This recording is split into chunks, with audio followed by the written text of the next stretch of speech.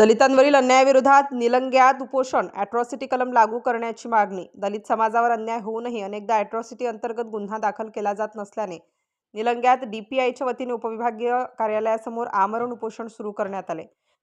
तत्पूर्वी तथागत गौतम बुद्ध यांच्या चरणी पुष्प अर्पण करून छत्रपती शिवाजी महाराज, परमपूज्य डॉक्टर बाबासाहेब आंबेडकर तसेच लोकशाहीर अण्णाभाऊ साठे यांच्या प्रतिमांना पुष्पहार अर्पण करत सर्व महामानवांना अभिवादन करून आज दिनांक 6 जानेवारी 2026 रोजी निलंगा येथे डेमोक्रेटिक पार्टी ऑफ इंडियाचे निलंगा तालुका अध्यक्ष प्रदीपभाऊ थोरात यांच्या नेतृत्वात हे आमरण उपोषण सुरू झाले असून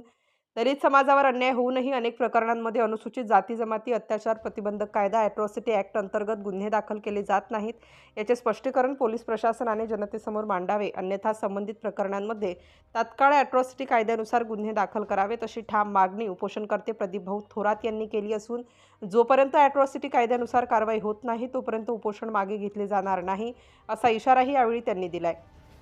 या उपोषणास राजू कांबळे, किशोर कदम, बलभीम कदम, गजेंद्र सुरवसे, अनवर मणियार, विक्रम सुरवसे, संतोष कांबळे, शिवाजी सुरवसे तसेच महिला नागिनबाई कांबळे, आलेश कांबळे, आदर्श कांबळे आणि अविनाश कांबळे आदींनी पाठिंबा दर्शविला आहे। उपोषणाच्या पार्श्वभूमीवर परिसरात शांतता असून पुढील घडामोडींवर सर्वांचे लक्ष वेधले आहे।